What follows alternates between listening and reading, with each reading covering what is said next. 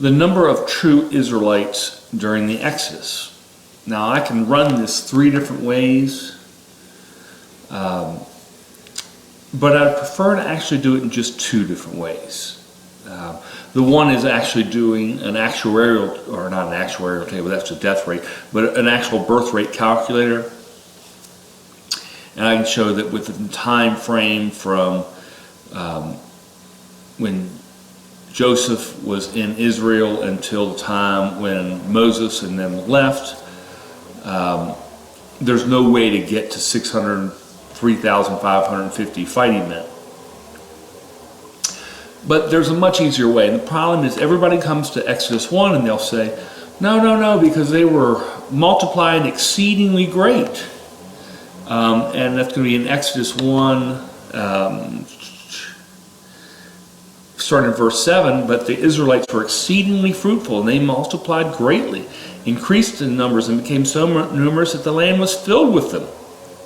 And then verse 8, the king is starting to get worried because their size is getting to be too great.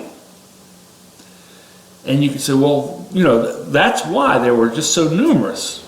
And the answer to that is, not even close to 603,550.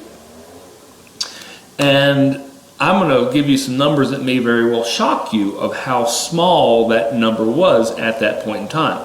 Now remember, when this happened here, this was right before Moses was born and during the time Moses was born. So this was 80 years before they left. Okay? So you still had 80 years worth of growth. Now, let's have the fun on this thing. So the Pharaoh calls together the midwives. Now, the problem is most of us see, and this is going to be in verse 15. The king of Egypt said to the Hebrew midwives. And you can think, oh, okay, he's saying it to the group. No, the midwives were 2 of them. And he names them, Sapphira and Purah. So there are only 2 midwives for this whole Israelite nation, okay, who is currently in Egypt. Now, you can say, okay, well, they've got 2 midwives. And can we get a determination of the numbers of the Israelites at that time? Now, remember, this is 80 years before they left, because Moses was being born during this time. Just from the fact of 2 midwives. And the answer is yes. And now, again, it says they were exceeding, their very high birth rate. So what's the average birth rate? Now, this will show which way I go with things. I look back at historical averages for the world and for the United States. In 1973, the world average was slightly over 30. In 1963, it was 36. In 1960 in Africa, it was over 47.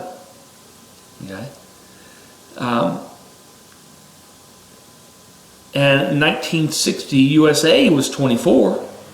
So let's take a low birth rate number. And I know people are going to say, well, wait a minute, why are you taking the lower one, low or high, based on what we have? Why not go with the 4750? Because that's actually going to decrease the number of Israelites that there are. So I'm going to say it at 30. Okay? And even at 30, and that's per 1,000 people, how many births can a midwife do per year? And remember, they should be seeing the people before the birth, and after the birth, just to check on and make sure they're okay. But if they're just doing a birth, and the women who are listening to this will realize the first birth takes hours to go through. Literally hours. Whereas the second one still takes hours to get ready, but the pushing phase could be a little bit longer. I sat with my wife when she gave birth to my first son, and we were there for, it was well over half a day, and they had to use forceps to get him out because he actually set the size record in the city of Kissimmee when he was born. So he was a big boy, which is something my wife, I'm sure, was not too happy with, but I, as a father, was proud as could be. Whereas my second son was heavier, but smaller, much smaller in size, and came out with 3 pushes. And, you know, as she woke up from an epidural, which I don't think they had epidurals back there in Israel, and she wakes up, 3 pushes, child's out. You know, he was born in 5 minutes. Again, much smaller. So, but again, I don't think you're going to do more than 1 birth a day. Now, you may be lucky and get 2 of them out of there, but let's just assume for purposes of argument it's 1, because again, they're going to want to check on the other parents. The other thing is the size. You know, how far are these midwives having to travel to get to these people having births? And you're not going to be able to really be more than a few miles away. So, and I think if you're 3 miles away, you're really pushing it, whether it's, you know, that would be really difficult. Remember, somebody's having to send for the midwife when the person starts going to labor, and that person's going to have to find the midwife. What if, if you're pushing 300 of them per year, the midwife may be some other location. So the person runs to the midwife's home, and the midwife's not there. Where does he go? How's he find where she's at? To go and say, hey, I don't know, Mary, let's just use the name Mary. Mary's giving birth over here. Can you hurry up with the birth here for Lucy? And let's get this thing moving. So at 300 births per year, do you realize that puts the population of Israel at 3,000 per midwife, so 6,000 people? The entire population. Men, women, and children. And in the event, I think I said 10,000 people. I hope I said 10,000 people per midwife at 30 births. If it's higher than that, if the birth rate is higher, then there are less people. Okay? So if you get up to like 47, you're actually looking at probably around about 7,500 people per midwife. So you went from a 20,000 population, 2 midwives at 10,000 each would be 20,000, down to about 15,000 people for 2 midwives at 7,500. 7,500 plus 7,500 is 15,000. So that's not that great of a number. Now this is again 80 years before. This is when Moses was born. And those people say, well, okay, well maybe after Moses was born, that's when they started going exceedingly great. That's not what it says. Exodus clearly says that it was their numbers were exceedingly high before he was born. That's Exodus 1. Exodus 2 is when Moses is born. It doesn't say it after that. It has no comments about the birth rate in Egypt after Moses is born. So that time that we have when they're exceedingly great and producing a number is the time of Moses' birth. And we don't have a higher number there than around 20,000 Israelites. And that's all the Israelites, men, women, and children. Then we get to Numbers chapter 3. This is the second way of verifying that the total number of the Israelites that are on the Exodus are a very small percentage. And I would estimate about 5%. And so the rest of them were the foreigners living among them. In Numbers 3, we get a count of the Levites, and the count of the Levites is 20,000. Then we have the count of the firstborn of all the Israelites, and which is 22,000 of males who are, what will I want to actually get this thing correct. So this is Numbers 3.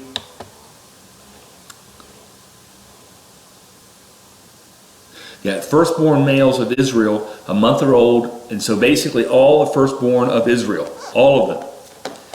And that's 22,273.